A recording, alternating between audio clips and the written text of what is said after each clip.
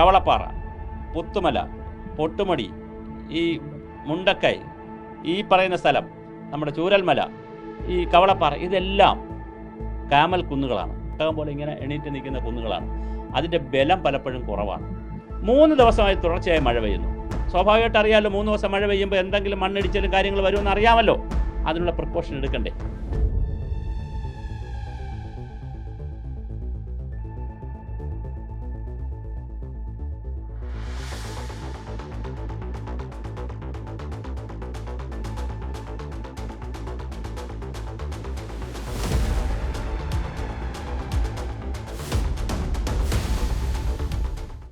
നമസ്കാരം. വയനാട് തുരങ്കപാത നിർമ്മാണ മേഖലയിൽ വലിയ രീതിയിലുള്ള മണ്ണിടിച്ചിലാണ് നിലവിൽ ഉണ്ടായിരിക്കുന്നത്. നിരവധി പേർ മണ്ണിനടിയിലായിട്ടുണ്ട് എന്നുള്ള റിപ്പോർട്ടുകളും പുറത്ത് വരികയാണ്. എന്തായാലും ഈ പ്രദേശത്ത്, അതായത് മണ്ണിടിച്ചിലുണ്ടായ കള്ളാടി എന്ന പ്രദേശത്ത് വലിയ രീതിയിലുള്ള മഴയും നിലവിലിപ്പോൾ പെയ്തുകൊണ്ടിരിക്കുന്നു എന്നുള്ള റിപ്പോർട്ടുകളും പുറത്ത് വരുന്നുണ്ട്. ആരുടെ വീഴ്ച മൂലമാണ് ഇത്തരത്തിൽ വലിയൊരു ദുരന്തം ഉണ്ടായത്, അല്ലെങ്കിൽ ഈ ദുരന്തത്തിന് മുൻപേ മുൻകരുതലുകൾ എടുത്തില്ലേ എന്നുള്ള ചോദ്യങ്ങളെല്ലാം തന്നെ ഉയർന്നു വരികയാണ്. ഈ ഒരു സാഹചര്യത്തിൽ മറുനാടനോട് പ്രതികരിക്കുകയാണ് ജലഭൗമശാസ്ത്ര വിദഗ്ധനായ ഡോക്ടർ വി സുഭാഷ് ചന്ദ്രബോസ്. തുരങ്കപാത വരുന്ന സമയത്ത് തന്നെ അത് സാധാരണ ഒരു സ്ഥലത്തുള്ള തുരങ്കപാതയല്ല. അത് വളരെ സെൻസിറ്റീവായിട്ടുള്ള മലനിരകളിൽ നടക്കുന്ന തുരങ്കപാതയാണ്. അതുകൊണ്ട് തന്നെ വലിയ ചർച്ച അതിനെ സംബന്ധിച്ചുണ്ടായിരുന്നു. പരിസ്ഥിതി ആഘാത പഠനം നടത്തിയതിനെ സംബന്ധിച്ച് ആക്ഷേപമുണ്ടായിരുന്നു. പരിസ്ഥിതി ആഘാത പഠനം നടത്തിക്കൊടുത്തവർ ആദ്യം ഈ state environment impact assessment authority, ഈ സംസ്ഥാനത്തുള്ള അതോറിറ്റി അതിനെ നിരസിക്കുകയാണ് ചെയ്തത്. ആ പാത പറ്റില്ല എന്ന് പറഞ്ഞാണ് ചെയ്തത്. പക്ഷേ പിന്നെ പല കാല പൊളിറ്റിക്സിക്കൽ ഡിസിഷൻ എടുത്തു കഴിഞ്ഞ് നമ്മളെ ഒരു പ്രശ്നം എന്ന് പറഞ്ഞാൽ നമ്മൾ പക്ഷേ ഈ ഗവൺമെൻറ് ഇപ്പോൾ വന്ന് വി ഡി സതീശൻ പറഞ്ഞിരിക്കുന്നത് അങ്ങനെയല്ല, തിരിച്ചാണ്. പക്ഷെ അദ്ദേഹം അത് പ്രയോഗിക്കുകയും ചെയ്തു. നമ്മൾ എല്ലാം കുറ്റമായിട്ടല്ല പറയേണ്ടത്. കാരണം ഇപ്പോൾ റെയിൽവേയുടെ ഈ ശ്രീധരൻ സമർപ്പിച്ച ഒരു റെയിൽവേ പദ്ധതി ഉണ്ടല്ലോ, അത് പഠിക്കാൻ 4 പേരെ ചുമതലപ്പെടുത്തി. അവർ പഠിച്ചിട്ട് അഭിപ്രായം പറയട്ടെ എന്ന് പറഞ്ഞ് അതിനകത്തൊരു എൻവയോൺമെൻറ്റൽ കാര്യങ്ങളൊക്കെ കൈകാര്യം ചെയ്ത് അല്ലെങ്കിൽ അത്തരം കാര്യങ്ങളിൽ ഇടപെടുന്ന ഒരാളെയും കൂടി വയ്ക്കുകയും അങ്ങനെയൊക്കെ വെച്ചു. അദ്ദേഹം സർക്കാർ ഉദ്യോഗസ്ഥൻ പോലും അല്ല, എന്നിട്ട് അദ്ദേഹത്തെ വെച്ചൊക്കെ പഠിക്കാൻ ശ്രമിക്കുന്നു. അപ്പോൾ അത് അങ്ങനെ പഠിച്ച് അതിൻ്റെ ഗുണദോഷങ്ങൾ അറിഞ്ഞിട്ട് പദ്ധതി ചെയ്യുന്നതും പൊളിറ്റിക്കലായി അങ്ങ് ഡിസൈഡ് ചെയ്യുകയാണ് ഇത് വേണമെന്ന്. സംസ്ഥാന കമ്മിറ്റിയിലും ജില്ലാ കമ്മിറ്റിയും എവിടെയാണെന്ന് വെച്ചാൽ അതങ്ങ് ഡിസൈഡ് ചെയ്യും പ്രോജക്റ്റ് വേണമെന്ന്, എന്നിട്ട് പഠിക്കാൻ കൊടുക്കും. അപ്പോൾ പിന്നെ എന്ത് കാര്യം? പഠിച്ചു തരണവർ വേണമെന്ന് പറഞ്ഞ് കഴിഞ്ഞാൽ റിപ്പോർട്ട് കൊടുക്കും. അങ്ങനെയുള്ള ഒരു പ്രോജക്റ്റായിരുന്നു. തുരങ്കപാത വരുമെന്ന് മുഖ്യമന്ത്രി രാവിലെ അങ്ങ് പ്രഖ്യാപിക്കുകയാണ്. കഴിഞ്ഞ മുഖ്യമന്ത്രി പ്രഖ്യാപിച്ചതിന് ശേഷമാണ് തുരങ്കപാതയുടെ പഠനങ്ങൾ നടക്കുന്നത്. അപ്പോൾ സ്വാഭാവികമായിട്ട് അത് പൊളിറ്റിക്കലി ഡിസൈഡഡ് പ്രോജക്റ്റാണ്. അപ്പോൾ തന്നെ പറഞ്ഞിരുന്നു, കോഴിക്കോട് ആനകാംപൊയ്യയിലുള്ള പ്രശ്നങ്ങൾ പറഞ്ഞിരുന്നു, അവിടെ തുറക്കുന്ന സ്ഥലം പറഞ്ഞിരുന്നു. ഈ പിന്നെ കള്ളാടി എന്ന് പറയുന്ന തുറക്കുന്ന സ്ഥലത്ത് ഇവിടെ സംഭവിച്ചത് മറ്റൊന്നുമല്ല, ശരിക്കും പറഞ്ഞാൽ അത്ര ഭയങ്കര മഴ പെയ്തില്ല. അവിടെ 300 മില്ലിമീറ്റർ 400 മില്ലിമീറ്റർ ആണല്ലോ ഈ പറയുന്ന ചൂരൽമലയുടെയൊക്കെ മഴ. പക്ഷേ ഇവിടെ 213 മില്ലിമീറ്ററേ പെയ്തോളൂ. പക്ഷെ പ്രശ്നം എന്തെന്ന് വെച്ചാൽ ഇവർ ഈ കള്ളാടിയിൽ നിന്ന് തുടങ്ങുന്ന സ്ഥലമുണ്ടല്ലോ, ഈ തുരങ്കം തുടങ്ങുന്ന സ്ഥലത്ത് നിന്ന് കുറേ മണ്ണെടുത്തു. ആ മണ്ണെല്ലാം കൂടെ എവിടെ ഇട്ടിരുന്നു? അവിടെ കരയിലിട്ടിരുന്നു. അതിൻ്റെ അടിവശം പൊട്ടിയപ്പോൾ എന്ത് പറ്റി? ഈ മണ്ണെല്ലാം കൂടി വന്ന് ടൺ കണക്കിന് മണ്ണ് വന്ന് ഈ പിന്നെ നമ്മുടെ പുഴയുണ്ടല്ലോ, എന്ത് പുഴ, മീനാക്ഷി പുഴയിൽ വീഴുകയും ആ പാലം നിറച്ച് മണ്ണാവുകയൊക്കെ ചെയ്താണ്. അപ്പോൾ മേപ്പാടിയിൽ ചൂരൽമലയാണല്ലോ നേരത്തെ നമ്മൾ ഈ പറഞ്ഞ പ്രശ്നമൊക്കെ ഉണ്ടായത്. ചൂരൽമലയിൽ നിന്ന് മേപ്പാടിക്ക് വരുന്ന പ്രദേശമാണിത്. കവളപ്പാറ, പുത്തുമല, പൊട്ടുമടി, ഈ മുണ്ടക്കൈ, ഈ പറയുന്ന സ്ഥലം, നമ്മുടെ ചൂരൽമല, ഈ കവളപ്പാറ, ഇതെല്ലാം കാമൽ കുന്നുകളാണ്. ഒട്ടകം പോലെ നിൽക്കുന്ന, കാമൽ കുന്ന് പറഞ്ഞാൽ ഒട്ടക കുന്നുകളാണ്. ഒട്ടകം പോലെ ഇങ്ങനെ എണീറ്റ് നിൽക്കുന്ന കുന്നുകളാണ്. അതിൻ്റെ ബലം പലപ്പോഴും കുറവാണ്. അത് വളരെ ശ്രദ്ധിച്ച് കൊണ്ടുപോകേണ്ട കുന്നുകളാണ്. അപ്പോൾ വയനാട് തന്നെ ഒരു പ്ലേറ്റോ ആണ്. അത് വേറെ തമാശ എന്നാണ്. വയനാട് പ്ലേറ്റോ എന്ന് നമ്മൾ പറയുന്നത്. ഇതൊന്നും ആളുകൾ പഠിക്കാതെയാണ് ഇതെല്ലാം കൈകാര്യം ചെയ്യുന്നത്. വയനാട് പ്ലേറ്റോ ഉണ്ട്. ആ പ്ലേറ്റോയ്ക്ക് അകത്ത് തന്നെ കാമൽ കുന്നുകളുണ്ട്. അപ്പോൾ അത് സ്വാഭാവികമായിട്ട് അത് ശ്രദ്ധിക്കാതെ വരുന്നതിൻ്റെ പ്രശ്നങ്ങളുണ്ട്. നമ്മുടെ ഒരു പ്രധാന പ്രശ്നം എന്താണെന്നറിയാമോ? നമ്മൾ എപ്പോഴും പറയുന്നൊരു പ്രശ്നം, ദുരന്ത നിവാരണത്തിന് ബാലപാഠം, ഏറ്റവും ബേസിക് ആയിട്ടുള്ള പാഠം എന്തെന്ന് വെച്ചാൽ 3 ഭാഗമുണ്ട് ഒരു ദുരന്ത നിവാരണത്തിന്. അപ്പം ഞാനുമൊക്കെ ഔദ്യോഗികമായിട്ട് ഇത് പഠിക്കുകയൊക്കെ ചെയ്തിട്ടുണ്ട്, അക്കാഡമിക്കായിട്ട്. ഞാൻ പ്രൊഫഷണലായിട്ട് പഠിച്ചിട്ട് പറയുന്നതാണ്. അതായത് സിലബസിൽ പഠിച്ച് പരീക്ഷ എഴുതിയിട്ട് പറഞ്ഞതാണ്. 3 ഭാഗമുണ്ട്. 1 പ്രിപ്പയർഡ്നെസ്, ദുരന്തം വരുന്നതിന് മുമ്പുള്ള തയ്യാറെടുപ്പ്. 2 ദുരന്ത സമയത്ത് കാണിക്കുന്ന ബഹളങ്ങൾ, അല്ലെ ആ തയ്യാറെടുപ്പ്. ദുരന്തം കഴിഞ്ഞുള്ള തയ്യാറെടുപ്പ്, പുനരധിവസിപ്പിക്കുക, അങ്ങനത്തെ കാര്യങ്ങൾ. ഇപ്പോൾ വയനാട് പുത്തുമലയിലെ നേരത്തെ അല്ല പിന്നെ ഇതുണ്ടല്ലോ ചൂരൽമലയിലെ നേരത്തെ ദുരന്തത്തിൻ്റെ ഭാഗമായി വീടൊക്കെ വെച്ച് കൊടുക്കുന്നത് 3ാമത്തെ ഭാഗമാണ്. ഇപ്പം അവിടെ നടന്നുകൊണ്ടിരിക്കുന്നത് രണ്ടാം ഭാഗമാണ്. ഇപ്പം 2 മന്ത്രിമാർ, സിദ്ദിഖും കൃഷിമന്ത്രി അവിടുത്തെ മന്ത്രി തന്നെയാണ്, സിദ്ദിഖും അനിൽകുമാർ മലപ്പുറത്തുനിന്ന് പോയിട്ട് റവന്യൂ മന്ത്രിയും പോയിട്ടുണ്ട്. വലിയ സന്നാഹം അവിടെ പോയിട്ടുണ്ട്. NDRF പോയിട്ടുണ്ട്, പിന്നെ ഫയർഫോഴ്സ് പോയിട്ടുണ്ട്. അതിൽ നമ്മൾ സക്സസ് ആണ്. ഒരു പ്രശ്നം ഉണ്ടായാൽ നമ്മുടെ സിസ്റ്റം അവിടെ ഓടിയെത്തും, ജനങ്ങളും വരും. പക്ഷേ സിസ്റ്റത്തിൻ്റെ ഒരു തകരാറ്, അതിന് ഈ ഗവൺമെൻറ് എങ്ങനെ അഡ്രസ്സ് ചെയ്യുമെന്ന് നമുക്കറിയത്തില്ല. കഴിഞ്ഞ 10 വർഷമായി സിസ്റ്റത്തിൻ്റെ ഒരു തകരാറ്. വരുന്നതിന് മുമ്പ് ഒരു തയ്യാറെടുപ്പുണ്ടല്ലോ, ഈ തയ്യാറെടുപ്പിൽ നമ്മൾ 0 ആണ്. 3 ദിവസമായി തുടർച്ചയായി മഴ പെയ്യുന്നു. സ്വാഭാവികമായിട്ട് അറിയാമല്ലോ, 3 ദിവസം മഴ പെയ്യുമ്പോൾ എന്തെങ്കിലും മണ്ണിടിച്ചാലും കാര്യങ്ങൾ വരുമെന്ന് അറിയാമല്ലോ. അതിനുള്ള പ്രിക്കോഷൻ എടുക്കണ്ടേ? കമ്പനിക്ക് പ്രിക്കോഷൻ നോട്ടീസ് കൊടുക്കണ്ടേ? അല്ലെങ്കിൽ കമ്പനിയോട് പറയേണ്ടേ നിർത്തി വെക്കണമെന്ന്? വാർഡ് മെമ്പർ പോയി പറഞ്ഞു എന്നാണ്. വാർഡ് മെമ്പർ പറഞ്ഞ ആരാ കേൾക്കുന്നത്? വാർഡ് മെമ്പർ പറഞ്ഞു എന്നാണ് വാർഡ് മെമ്പർ ചാനലിൽ പറയുന്നത് കേട്ടോ. വാർഡ് മെമ്പർ പറഞ്ഞുകൊണ്ട് തീരുന്ന വിഷയമല്ലേ ഇത്. പഞ്ചായത്തിന് പറയാം, അല്ലെങ്കിൽ ജില്ലാ കളക്ടർക്ക് വലിയ അധികാരമുണ്ട്.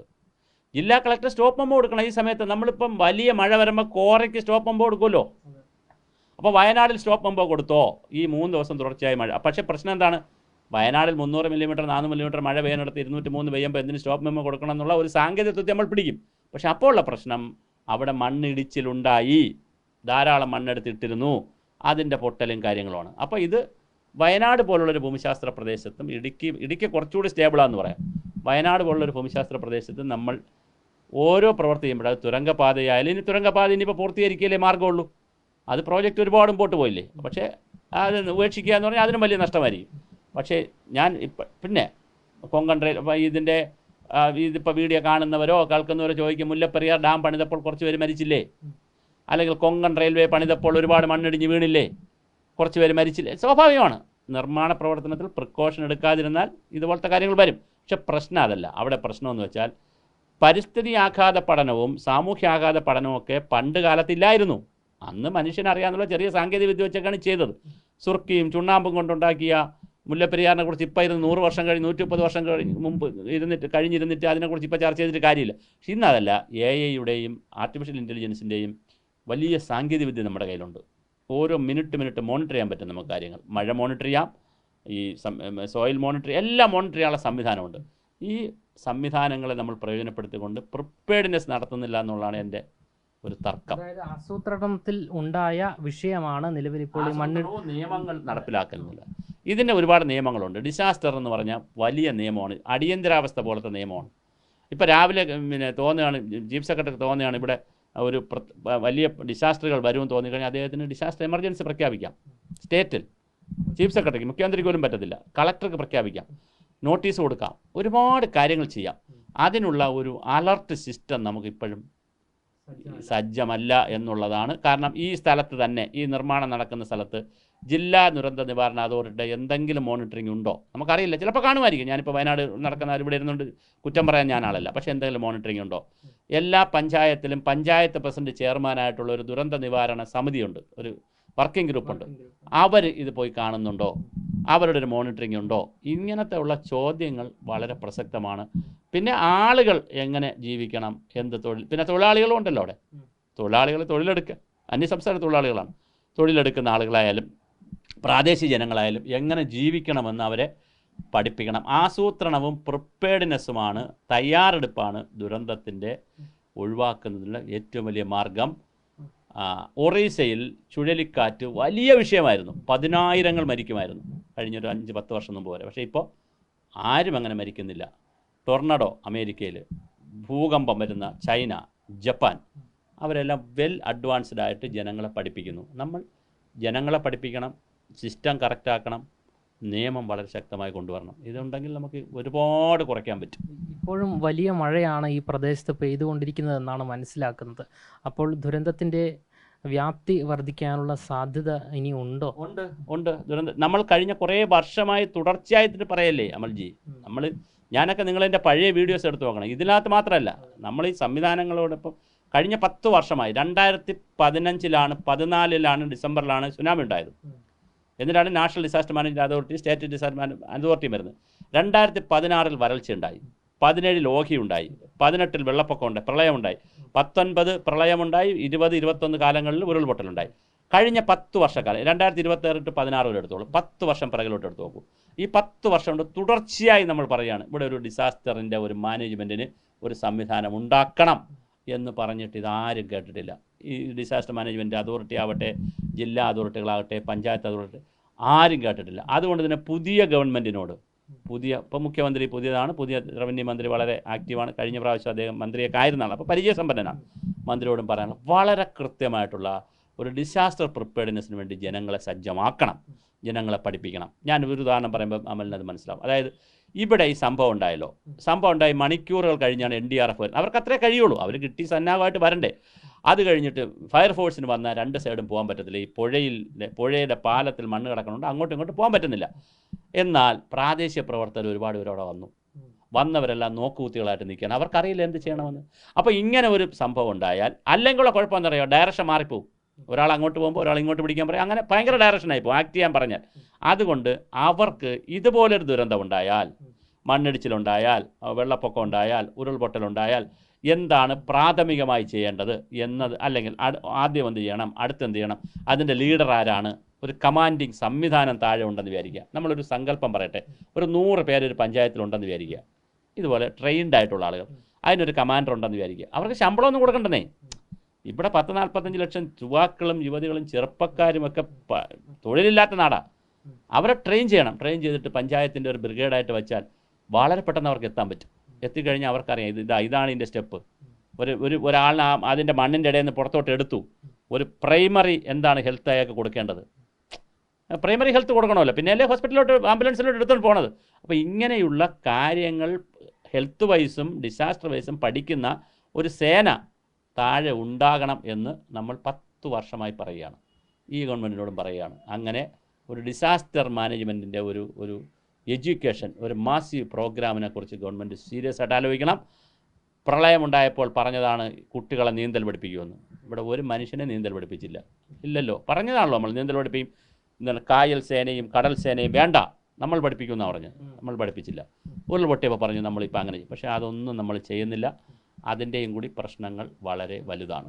ഇനിയും മഴ തുടർച്ചയായി പെയ്തു കഴിഞ്ഞാൽ ഗുരുതരമായ അവസ്ഥയിലേക്ക് നീങ്ങാൻ കാര്യം പറയാം. അത് ആ പോയിന്റ് അങ്ങനെ തന്നെ നമുക്ക് അവസാനിപ്പിക്കാം. അതായത് മുംബൈയിലുണ്ടല്ലോ, 1 മാസം പെയ്യേണ്ട 30 ദിവസം പെയ്യേണ്ട മഴ 4 ദിവസം കൊണ്ടാണ് പെയ്തത്, മേഘവിസ്ഫോടനം.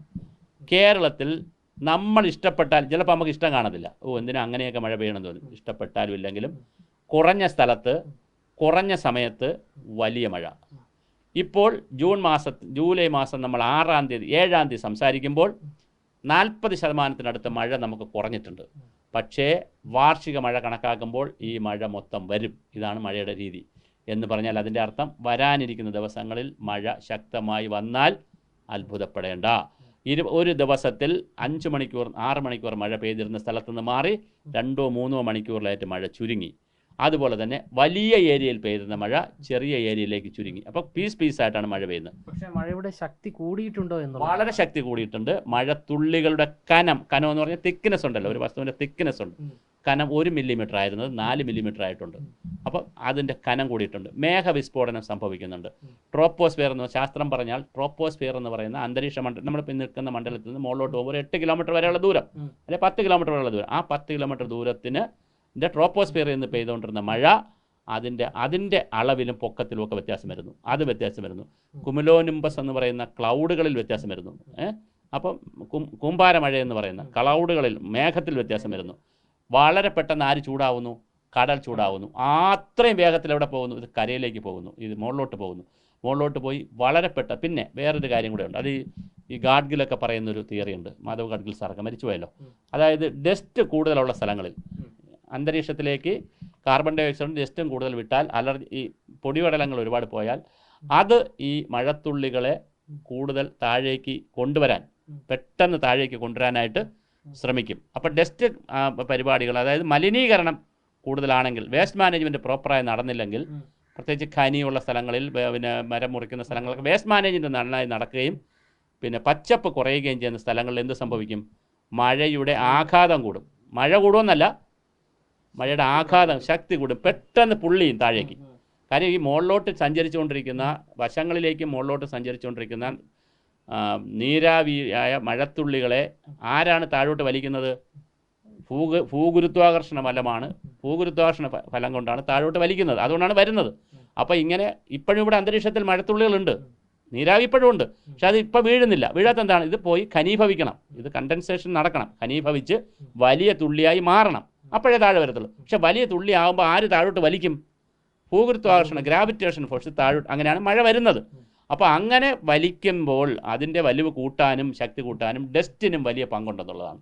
അപ്പോൾ മനുഷ്യനിർമ്മിതമായ ഒരുപാട് കാര്യങ്ങൾക്ക് മഴയെ നിയന്ത്രിക്കുന്നു എന്ന് പറയാനാണ് ഞാനിത് പറഞ്ഞത്. അപ്പോൾ അതുമുണ്ട്, ഈ പറയുന്ന പ്രിപ്പയർഡ്നെസ്സിൻ്റെ പ്രശ്നമുണ്ട്. അപ്പോൾ ശക്തമായ മഴ വരും, ഇനിയും വരും, ഇനിയും ഉരുൾപൊട്ടും, കാര്യങ്ങൾ നടക്കും. ഇത് പറയുമ്പോൾ നമ്മൾ എന്ത് വിചാരിക്കരുത്, ഇത് പറയുന്നത് എന്തോ പറയുന്ന ആളുടെ എന്തോ കുഴപ്പമില്ല. ഞാൻ 10 വർഷങ്ങൾക്ക് മുമ്പ്, 10 അല്ല 20 വർഷങ്ങളായി ഇതുമായി ബന്ധപ്പെട്ട കാര്യങ്ങളിൽ പബ്ലിക്കിനോട് പറഞ്ഞു തുടങ്ങി, എഴുത്തിലൂടെയും ചാനലുകളിലൂടെയൊക്കെ. എൻ്റെ പഴയ ലേഖനങ്ങളും പഴയ ക്ലിപ്പുകളൊക്കെ എടുത്ത് നോക്കിയാൽ മതി. ഇത് തന്നെയാണ് കേരളത്തിൽ സംഭവിച്ചുകൊണ്ടിരിക്കുന്നത്. നമ്മൾ തുടർച്ചയായി പറയുകയാണ്, പറയുന്നത് തന്നെയാണ് സംഭവിക്കുന്നത്. പക്ഷേ നമ്മളൊന്നും പഠിക്കുന്നില്ല, പ്രിപ്പയർഡ്നെസ്സിൽ പഠിക്കുന്നില്ല, തയ്യാറെടുപ്പിൽ വീണ്ടും നമ്മൾ വളരെ പ്രാകൃതരാണ്. വരുമ്പോൾ നമുക്ക് കുറേ കാര്യം ചെയ്യാനറിയാം, അത് കഴിഞ്ഞുള്ള ചെയ്യുമ്പോഴും നമുക്ക് അതിനകത്ത് അഴിമതി കാര്യങ്ങൾ വയനാട് നമ്മൾ കണ്ടതാണിപ്പോൾ. കെട്ടിടം വെച്ച് കൊടുക്കണമൊക്കെ നമ്മൾ കാണുന്നതാണ്, വീട് വെച്ച് കൊടുക്കുന്നത്, അത് പോട്ടെ. പക്ഷേ പ്രിപ്പയർഡ്നെസ് ഇല്ലാതിരിക്കുമ്പോൾ വലിയ ദുരന്തമാണ്, ജീവനും സ്വത്തും ധാരാളമാണ് മനുഷ്യർക്ക് നഷ്ടമാകുന്നത്.